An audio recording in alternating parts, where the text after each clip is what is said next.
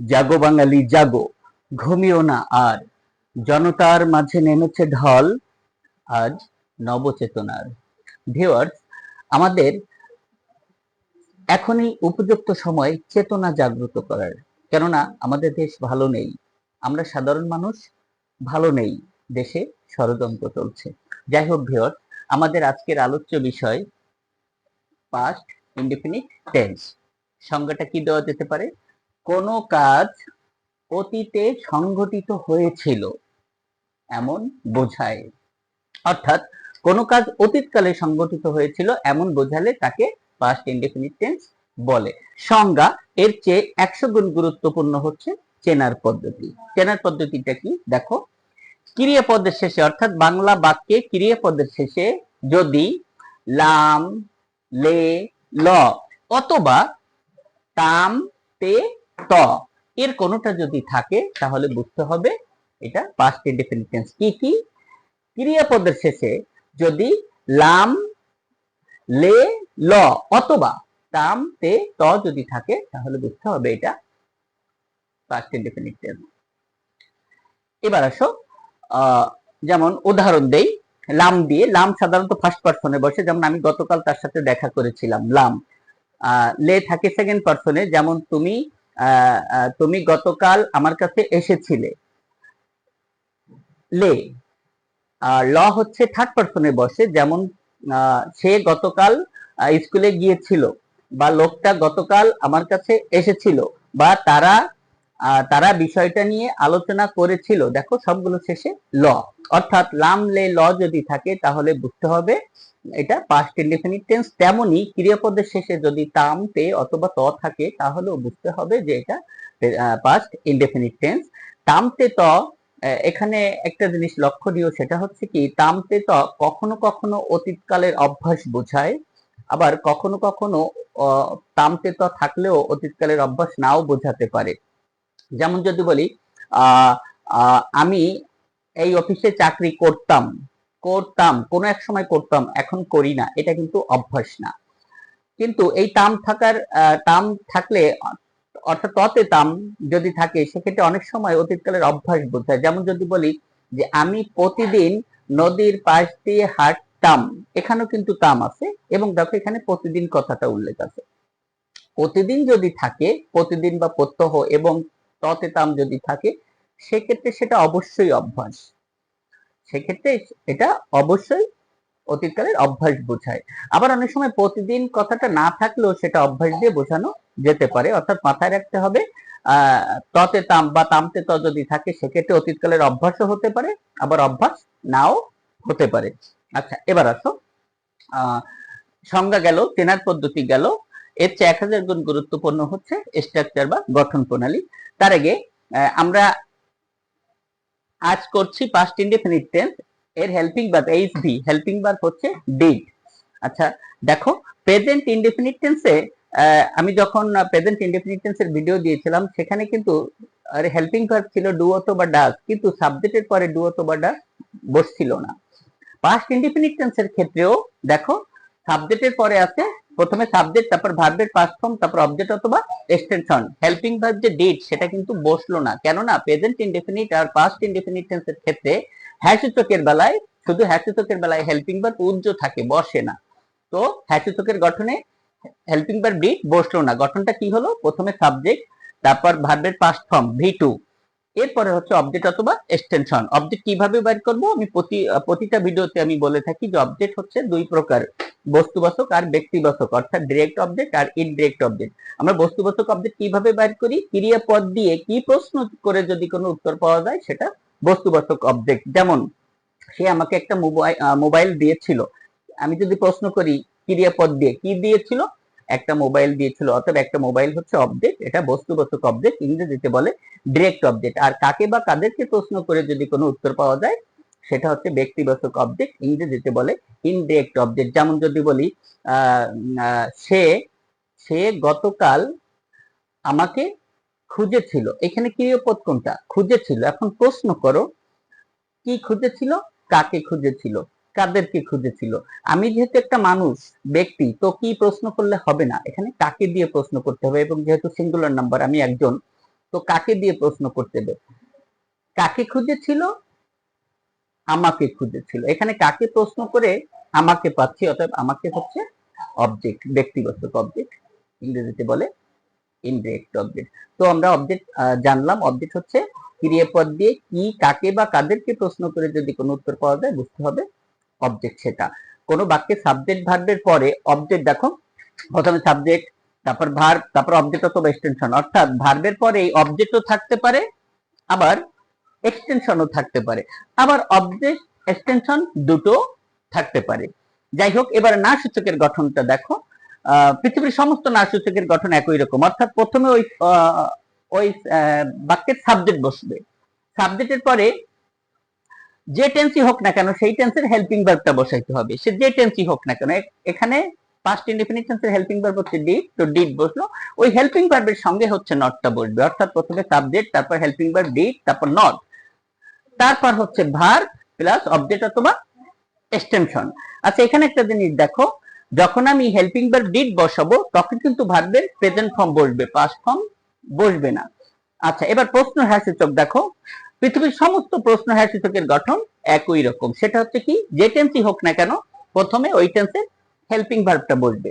তো প্রথমে helping verb did বসলো, তারপর হচ্ছে সাবজেক্ট, সাবজেক্টের পরে হচ্ছে ভার্বের প্রেজেন্ট ফর্ম ভি অন, মানে ভার্বের ফার্স্ট ফর্ম বা প্রেজেন্ট ফর্ম, এরপর হচ্ছে অবজেক্ট অথবা এক্সটেনশন। আবার যখন আমি প্রশ্ন না সূচক করব, প্রথমে হেল্পিং ভার্ব, তারপর আমরা নটের সংক্ষিপ্ত রূপ ইউজ করব, এরপর হচ্ছে সাবজেক্ট, তারপর ভার্ব, তারপর অবজেক্ট অথবা এক্সটেনশন। এখানে একটা নিয়ম যে সাবজেক্ট প্রোনাউন হলে নট সাবজেক্টের পরে বসে, আর সাবজেক্ট নাউন হলে নট সাবজেক্টের আগে বসে। কিন্তু আমি যদি নটের সংক্ষিপ্ত রূপ বসাই, সেক্ষেত্রে সাবজেক্ট নাউন হোক আর প্রোনাউন হোক, যাই হোক না কেন, উভয় ক্ষেত্রেই সাবজেক্টের আগে অর্থাৎ শুরুতে বসে। যেমন যদি বলি সে কি কলেজে যায় না, doesn't he go to college. আবার যদি সের পরিবর্তে একটা নাউন ইউজ করি, কামাল কি কলেজে যায় না, এটাও হবে doesn't Kamal go to college. এটাকে যদি আমি পাস্ট টেন্সে করি, সেক্ষেত্রে কি হবে, সে কি কলেজে গিয়েছিল না, didn't he go to college, সে কি কলেজে গিয়েছিল না। আবার যদি নাউন দিয়ে বলি, কামাল কি কলেজে গিয়েছিল না, didn't Kamal go to college, Kamal কি কলেজে গিয়েছিল না। দেখো উভয় ক্ষেত্রে কিন্তু হেল্পিং ভার্বের সাথে নটের সংক্ষিপ্ত রূপটা বসলো। কিন্তু আমি যদি নটের সংক্ষিপ্ত রূপ ব্যবহার না করে এনওটি নট পূর্ণ রূপটা ব্যবহার করি, সেক্ষেত্রে কিন্তু নাউন প্রোনাউন ফলো করতে হবে। সেক্ষেত্রে বাক্যটা এরকম হবে, যদি প্রোনাউন হয়, যেমন সে কি কলেজে গিয়েছিল না, সেক্ষেত্রে নটটা কোথায় বসবে, সাবজেক্টের পরে, অর্থাৎ did he not go to college, সে কি কলেজে গিয়েছিল না। আর যদি আমি নট ইউজ করি এবং সাবজেক্ট যদি নাউন হয়, সেক্ষেত্রে নটটা বসাতে হবে সাবজেক্টের আগে। যেমন কামাল কি কলেজে গিয়েছিল না, did not Kamal go to college, Kamal কি কলেজে গিয়েছিল না। তো এখানে লক্ষণীয় সেটা হচ্ছে কি, যে নট যদি আমি ইউজ করি এনওটি নট, সেক্ষেত্রে আমার নাউন প্রোনাউন ব্যবহার করতে হবে, ফলো করতে হবে। মাথায় রাখতে হবে, প্রোনাউন হইলে নট সাবজেক্টের পরে, আর নাউন হইলে নট সাবজেক্টের আগে। এখানে একটা নিয়ম ফলো করতে হবে, কিন্তু আমি নটের সংক্ষিপ্ত রূপ ব্যবহার করলে আমার ওই নিয়মটা ফলো করা লাগছে না। অতএব প্রশ্ন না সূচকের ক্ষেত্রে এনওটি নট না লিখে নটের সংক্ষিপ্ত রূপ লেখা বেটার। যাই হোক, যে গঠনগুলো করালাম এর আলোকে আমি এখন কিছু বাক্য বলবো। আচ্ছা, যেহেতু এটা আমার পাস্ট টেন্সের দ্বিতীয় পার্ট, তো এখানে আমি সাধারণত এর আগের ভিডিওতে যে বাক্যগুলো দিয়েছিলাম ওই বাক্যগুলো পরিত্যাগ করতে চেষ্টা করব, নতুন কিছু বাক্য দিব এবং কিছু ক্রিটিক্যাল টাইপের বাক্য দিব। যেমন যদি বলি সে কাজটা করেছিল, এটা সহজ বাক্য, হি ডিড দ্য ওয়ার্ক। এখানে হি হচ্ছে সাবজেক্ট, ডিড হচ্ছে ভার্বের পাস্ট ফর্ম, হি ডিড, আর দ্য ওয়ার্ক হচ্ছে object, he did the work, সে কাজটা করেছিল। আচ্ছা, এই বাক্যটাকে যদি আমি পারা কথাটা ব্যবহার করি, যেমন সে কাজটা করতে পেরেছিল, এখন বাক্যটা কি হবে, এখন কিন্তু বাক্যটা যেহেতু পারা অর্থে ক্যান বা কুড বসাইতে হবে, সেক্ষেত্রে সে কাজটা করতে পেরেছিল, he could do the work, সে কাজটা করতে পেরেছিল। আচ্ছা, এবার এই বাক্যটাকে আমি ক্যান কুড ব্যবহার না করে যদি আমি অ্যাবল টু ব্যবহার করি, অ্যাবল টু এর অর্থ হচ্ছে সক্ষম, অ্যাবল টু যদি ব্যবহার করি, সেক্ষেত্রে এর ভার্ব হবে অবশ্যই একটা বি ভার্ব ব্যবহার করতে হবে, অর্থাৎ অ্যামিজার, ওয়াজার এগুলো ব্যবহার করতে হবে। সেক্ষেত্রে আমি যদি বাক্যটা এভাবে বলি যে সে কাজটা করতে সক্ষম হয়েছিল, সক্ষম হয়েছিল আর পেরেছিল একই কথা। তো যদি বলি সে কাজটা করতে সক্ষম হয়েছিল, এক্ষেত্রে ইংলিশটা কি হবে দেখো, হি ওয়াজ এবল, সে হয়েছিল, এবল মানে সক্ষম, সে সক্ষম হয়েছিল, টু ডু করতে, কি করতে, কাজটা করতে, the work, he was able to do the work, সে কাজটা করতে সক্ষম হয়েছিল বা পেরেছিল। তাহলে দেখো, যদি পারা অর্থে আমরা ক্যান কুডও বসাইতে পারি, আবার এবল টু ব্যবহার বসাইতে পারি। এবল টু ব্যবহার করলে সেক্ষেত্রে আমার ভার্ব হিসেবে অ্যামিজার ওয়াজার অর্থাৎ বি ভার্ব বসাইতে হবে। আচ্ছা, এবার প্রশ্ন হ্যাচসূচক একটা বাক্য বলি, সে কি কাজটা করতে পেরেছিল, কুড হি, দেখো could he do the work, সে কি কাজটা করতে পেরেছিল। ভিউয়ার্স, এখন প্রশ্ন জাগতে পারে, প্রশ্ন হ্যাচসূচকের গঠনে তো শুরুতে হেল্পিং ভার্ব ডিড আছে, তো ডিড না বসে কেন কুড বসলো। ভিউয়ার্স, বাক্যে যদি পারা কথাটা আসে, যার ইংলিশ হচ্ছে ক্যান বা কুড, এটাও তো এক ধরনের, এটা অক্সিলারিস, মডেল অক্সিলারিস যাকে বলে। বাক্যে যদি মডেল অক্সিলারিস থাকে, অর্থাৎ ক্যান কুড যদি থাকে, মডেল অক্সিলারিস অনেকই আছে, ক্যান কুড বা যে কোনো মডেল অক্সিলারিস যদি থাকে, সেক্ষেত্রে প্রশ্ন করার সময় ওই ডু ডাজ ডিড বা অন্যান্য কোনো হেল্পিং ভার্ব কিছুই বসে না, ওই মডেল অক্সিলারিস দিয়েই বাক্যটা শুরু করতে হয়। তো যেহেতু বাক্যটা কি ছিল যে সে কি কাজটা করতে পেরেছিল, এটা আমি ডিড ব্যবহার না করে হবেই না, ডিড ব্যবহার করা যাবে না, এখানে আমার ক্যান কুড ব্যবহার করতে হবে। অর্থাৎ যেহেতু পাস্ট টেন্স কুড ব্যবহার করব, could he do the work, সে কি কাজটা করতে পেরেছিল। আবার এখানে যদি আমি অ্যাবল টু ব্যবহার করি, সেক্ষেত্রে কি আসবে, সে কাজটা করতে পেরেছিল, এটার ইংলিশ যদি হয় he was able to do the work, সেক্ষেত্রে সে কি কাজটা করতে পেরেছিল বা সক্ষম হয়েছিল, সেক্ষেত্রে ইংলিশটা কি হবে, ওই যে বি ভার্ব ওয়াজ ওইটা আগে আসবে। বি ভার্ব বাক্যে থাকলে কোনো হেল্পিং ভার্ব দিয়ে বাক্যটা শুরু হয় না, অর্থাৎ এই বি ভার্বটা দিয়ে বাক্যটা শুরু করতে হবে। সে কি কাজটা করতে পেরেছিল বা সক্ষম হয়েছিল, এখন হবে কি, was he able to do the work, was he able to do the work, সে কি কাজটা করতে পেরেছিল। দেখো ভিউয়ার্স, কত প্যাচ। প্রথমত পাস্ট ইনডেফিনিট টেন্স করছি, এখানে প্রশ্ন হ্যাসিত কত তো ডিট বসলো না। যদি পারা কথাটা থাকে, সেখানে আমরা কখনো ক্যান কুড ইউজ করলাম, আবার পারা অর্থে আমি বি ভার্বও ব্যবহার করতে পারি, তো সেক্ষেত্রে ভার্ব অ্যাবল টু ইউজ করতে হবে। আচ্ছা, এবার আরেকটা বাক্য বলি,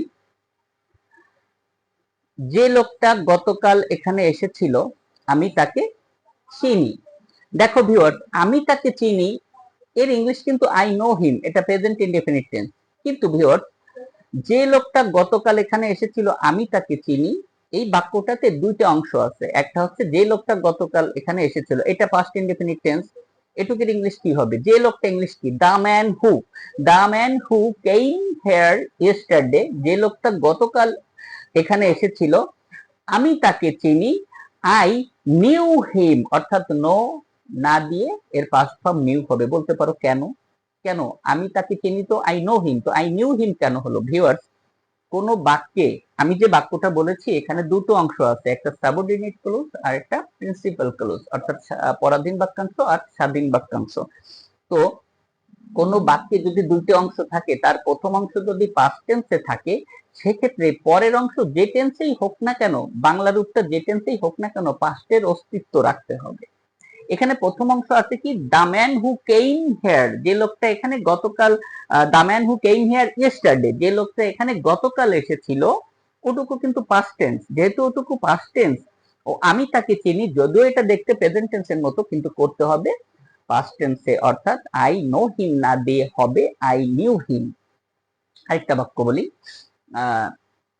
না সূচকের একটা বাক্য বলি, সে আমার কথা শুনলো না, he did not listen to me. দেখো, প্রথমে সাবজেক্ট হি, এরপর হেল্পিং ভার্ব ডিড, তারপর নট, হি ডিড নট, প্রথমে সাবজেক্ট হি, তারপর হেল্পিং ভার্ব ডিড, তারপর নট, হি ডিড নট, এবার হচ্ছে কি মূল verb listen to, he did not listen to me, সে আমার কথা শুনলো না। সে কি আমার কথা শুনলো বা সে কি আমার কথা শুনেছিল, সেক্ষেত্রে কি হবে, প্রথমে হেল্পিং ভার্ব আসবে ডিড, তারপর সাবজেক্ট হি, ডিড হি, তারপর মূল ভার্বের প্রেজেন্ট ফর্ম লিসেনের পর টু ব্যবহার হয়, did he listen to me, সে কি আমার কথা শুনেছিল, সে কি আমার কথা শুনেছিল না। Didn't he listen to me, সে কি আমার কথা শুনেছিল না। আবার আমি যদি এখানে নটের পূর্ণ রূপটা ইউজ করি সেক্ষেত্রে কি হবে, did he not listen to me. দেখো এখানে নটটা কোথায় বসলো, হি এর পরে বসলো, কেননা he pronoun. Did he not listen to me, সে কি আমার কথা শুনেছিল না বা শুনলো না। যাই হোক, আরেকটা বাক্য বলি, লোকটা দেখতে পারত, লোকটা দেখতে পারত। The man could see, the man could see, লোকটা দেখতে পারত। দেখো পারা কথা থাকার কারণে ক্যান কুড ইউজ করলাম। এবার লোকটা দেখতে পারত না, the man could not see, লোকটা দেখতে পারত না।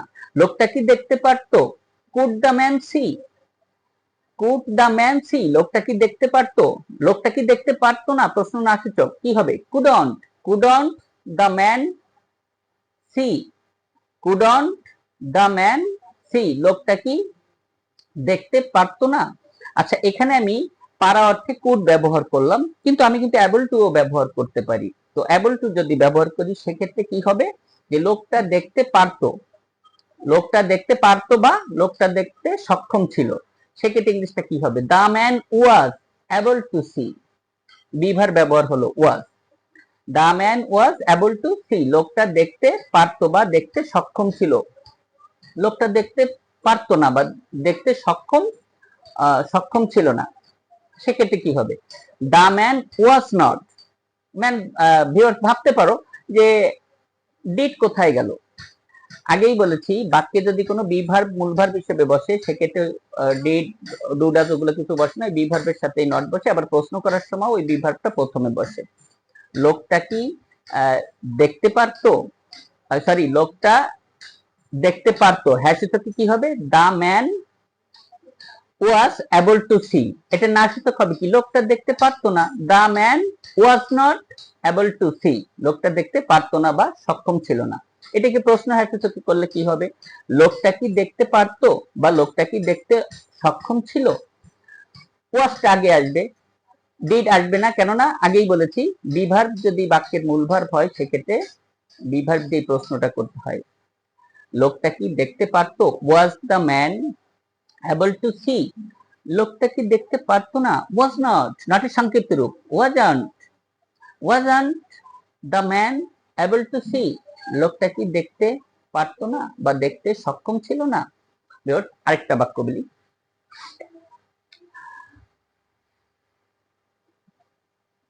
এক দেশে এক রাজা ছিল, there was a king in a country, এক দেশে এক রাজা ছিল। বলতে পারো ভিউয়ার্স এখানে দেয়ার কোথা থেকে আসলো, এক দেশে এক রাজা ছিল, এই বাক্যটাতে মূলত কোনো সাবজেক্ট নেই। সাবজেক্ট না থাকার কারণে ইন্ট্রোডাক্টরি সাবজেক্ট দেয়ার বসলো, আর দেয়ার এর পর সবসময় প্রেজেন্ট টেন্স হলে ইজ অথবা আর, আর পাস্ট টেন্স হলে ওয়াজ অথবা ওয়ার বসে। একজন রাজা যেহেতু সিঙ্গুলার, ওয়াজ হবে। There was a king in a country, এক দেশে এক রাজা ছিল। আচ্ছা এই বাক্যটাকে যদি আমি ছিল না বলে এভাবে বলি যে এক দেশে এক রাজা বাস করত, এক দেশে এক রাজা বাস করত, এই বাক্যটা দুই ভাবে করা যায়। কিরকম, প্রথমত আমি রাজাকে সাবজেক্ট হিসেবে, এক রাজা একে সাবজেক্ট হিসেবে না ধরে আমি ইন্ট্রোডাক্টরি সাবজেক্ট দেয়ার ধরবো, সেক্ষেত্রে হবে কি, there lived a king in a country, এক দেশে এক রাজা বাস করত, there lived a king in a country. এটাকে আমি এখানে ইন্ট্রোডাক্টরি সাবজেক্ট হিসেবে দেয়ার ধরলাম, রাজাকে সাবজেক্ট হিসেবে ধরলাম না, কিন্তু এই বাক্যে রাজাকেও সাবজেক্ট হিসেবে ধরা যায়। সেক্ষেত্রে বাক্যটা কি হতে পারে, এই বাক্যটার অথবা দিয়ে করা যেতে পারে এমন, a king lived in a country, a king lived in a country, এক দেশে এক রাজা বাস করত। এই বাক্যে কিন্তু এক রাজাই সাবজেক্ট, মানে এক রাজাকে সাবজেক্ট হিসেবে ধরা হয়েছে। আচ্ছা আরেকটা বাক্য বলি, সে অসুস্থ, ভিউয়ার্স এই বাক্যটা একটু ফলো করো, সে অসুস্থ ছিল, এখানে ভার্বটা হচ্ছে ছিল। আবার তার একটা 5 তলা বাড়ি ছিল, এখানেও ভার্বটা হচ্ছে ছিল।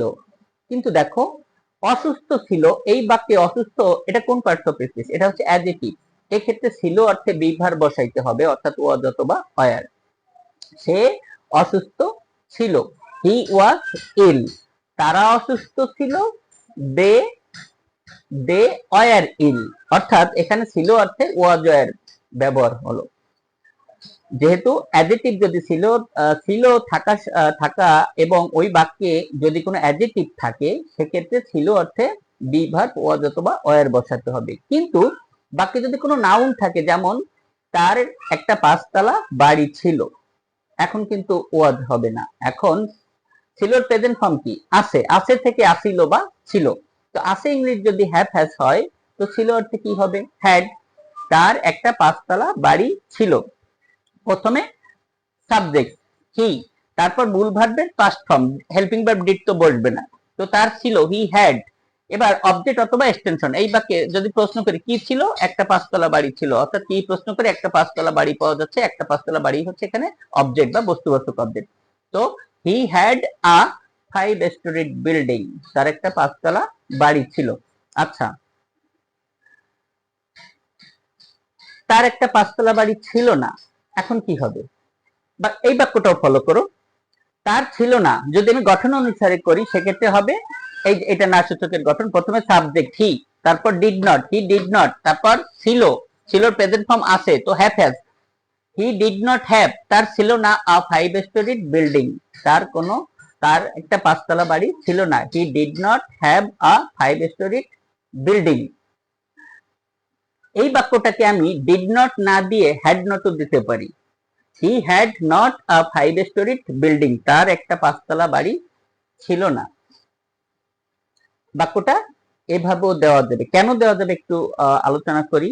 ভিউয়ার্স, হ্যাভ হ্যাজ হ্যাড মিলে হচ্ছে ভার্ব টু হ্যাভ, আর হচ্ছে ডেয়ার, ডেয়ার মানে সাহস করা, আর নিড, নিড মানে প্রয়োজন। হ্যাভ হ্যাজ হ্যাড এর অর্থ হচ্ছে আছে, আছে বা ছিল। আর ডেয়ার মানে সাহস করা, আর নিড মানে প্রয়োজন। এই তিনটে ভার্বকে, হ্যাভ হ্যাজ হ্যাড মিলে একটা, ডেয়ার একটা, নিড একটা, এই তিনটে ভার্বকে বলা হয় সেমি মডাল অক্সিলারিজ।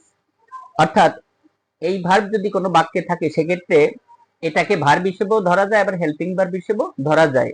তো ছিল যেহেতু হ্যাভ হ্যাজ থেকে আসছে, তো তার একটা বাড়ি ছিল না, এটা যদি আমি এইভাবে করি, হি did not have a 5 storied building, তার একটা 5 তলা বাড়ি ছিল না, এটা হচ্ছে নিয়ম অনুসারে হলো। কিন্তু আমি ওখানে ডিড নট ইউজ না করে, যেহেতু এটা মডেল সেমি মডেল অক্সিলারিজ, সেক্ষেত্রে ওখানে আমি ডিড হেল্পিং ভার্বটা ব্যবহার নাও করতে পারি, তাও বাক্যটা হবে। সেক্ষেত্রে বাক্যটা হবে he had not 5 storied building. এটা হচ্ছে যে বাক্যগুলা, যে বাক্যের ভার্বগুলো সেমি মডেল অক্সিলারিজ হয়, সেক্ষেত্রে বাক্যগুলো এমন হয়, অর্থাৎ হেল্পিং ভার্ব ব্যবহার করেও বাক্য হয়, হেল্পিং ভার্ব ছাড়াও বাক্য হয়। আরেকটা বাক্য বলি, আমি প্রতিদিন তার সাথে দেখা করতাম। প্রতিদিন করতাম, এটা কিন্তু অতীতকালের অভ্যাস। এখানে ভিউয়ার্স, অতীতকালের অভ্যাস যদি বোঝায়, সেক্ষেত্রে সাবজেক্টের পরে উড অথবা ইউজ টু ব্যবহার করতেই হবে। আমি প্রতিদিন তার সাথে দেখা করতাম, I use to meet him everyday, অথবা I would meet him everyday, আমি প্রতিদিন তার সাথে দেখা করতাম। আমি প্রতিদিন তার সাথে দেখা করতাম না, I did not use to meet him everyday. আমি কি প্রতিদিন তার সাথে দেখা করতাম? Did I use to meet him everyday, অথবা would I meet him everyday. অর্থাৎ অতীতকালের অভ্যাস বোঝাইতে তুমি উড অথবা ইউজ টু ব্যবহার করতে পারো। আরেকটা বাক্য বলি, সে আমাকে চিনতো, হি নিউ মি, সে আমাকে চিনতো। এটা না সূচক হবে কি? সে আমাকে চিনতো না, he did not know me, সে আমাকে চিনতো না। এটার প্রশ্ন হ্যাঁ সূচক হবে কি? সে কি আমাকে চিনতো? ডিড হি নো মি, সে কি আমাকে চিনতো?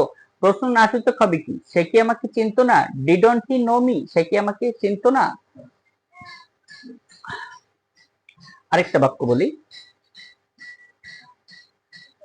সে প্রায়ই আমার কাছে আসতো। এটা কিন্তু অভ্যাস, প্রায়ই কথাটা আছে, প্রতিদিন বা প্রায়ই প্রত্যহ এই ধরনের কথাগুলো থাকলে বুঝতে হবে, এবং ততেতাম থাকলে বুঝতে হবে এটা অতীতকালের অভ্যাস। সে প্রায়ই আমার কাছে আসতো। হি উড অফেন, অফেন অর্থ হচ্ছে প্রায়, he would often come to me, অথবা he used to often come to me, সে প্রায়ই আমার কাছে আসতো, সে প্রায়ই আমার কাছে আসতো না। He did not, viewer, did not যখন ইউজ করব তখন কিন্তু ইউজড হবে না, শুধু ইউজ হবে, প্রেজেন্ট ফর্ম হবে। সে প্রায়ই আমার কাছে আসতো না, he did not use to come to me, অথবা he would not often come to me, সে প্রায়ই আমার কাছে আসতো না। এটাকে যদি প্রশ্ন হ্যাচিতকি করি কি হবে, সে কি প্রায়ই আমার কাছে আসতো? Did he use to often come, সে কি প্রায়ই আমার কাছে আসতো? অথবা would he often come to me, সে কি প্রায়ই আমার কাছে আসতো? সে কি প্রায়ই আমার কাছে আসতো না, প্রশ্ন নাসিত। Didn't he often use to come to me, সে কি প্রায়ই আমার কাছে আসতো না। তবে didn't he often use to come to me, সে কি প্রায়ই আমার কাছে আসতো না, এটা হচ্ছে ততেতাম যদি হয় সেক্ষেত্রে তোমাকে ইউজ টু ব্যবহার করতে হবে, অথবা ইউজ টু ব্যবহার না করে তুমি উডও ব্যবহার করতে পারো।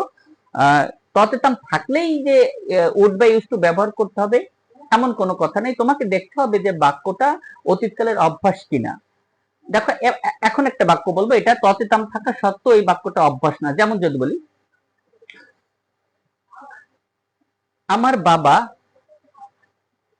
এই অফিসে কাজ করত, এখানে কিন্তু ত আছে, কিন্তু এটা কিন্তু অভ্যাস না। এটার ইংলিশ কি হবে? My father worked in this office. এখানে ততেতাম থাকা সত্ত্বেও এটা অভ্যাস বোঝাচ্ছে না, তো উড বা ইউজ টু হবেও না। আমার বাবা এই অফিসে কাজ করতো না, my father did not work in this office, আমার বাবাকে এই অফিসে কাজ করতো, প্রশ্ন has did my father work in this office, আমার বাবাকে এই অফিসে কাজ করতো না। Didn't my father work in this office. যাই হোক ভিউয়ার, অলরেডি 28 মিনিট হয়ে গেছে, আর বড় করা যাবে না, বড় হলেই ভিডিও আপলোড দিতে পারি না, সমস্যা আছে। যাই হোক ভিউয়ার, শেষ করে দেবো। শেষ করার আগে একটা কথা, ভিউয়ার, সবাই মাকে ভালোবাসো, মাকে ভালোবাসো, মাকে ভালোবাসো। ঠিক আছে, বলতে পারো বাবাকে ভালোবাসবো না, অবশ্যই মা বাবা দুজনকেই ভালোবাসতে হবে, কিন্তু মাকে ভালোবাসার কথাটা কোরআনে আছে, তাই কথাটা বললাম। আসলে আমাদের সবাইকেই মা বাবাকে ভালোবাসা উচিত। মা বাবার মা বাবার মনে কষ্ট দেব না কখনো, মা বাবার মুখ যাতে উজ্জ্বল হয় আমরা সেদিক খেয়াল করব। সর্বোপরি আমরা মা বাবার দিকে খেয়াল রাখবো, মা বাবাকে ভালোবাসবো। মা বাবাকে ভালো রাখলে সৃষ্টিকর্তা আমাদের ভালো রাখবেন। আল্লাহ হাফেজ।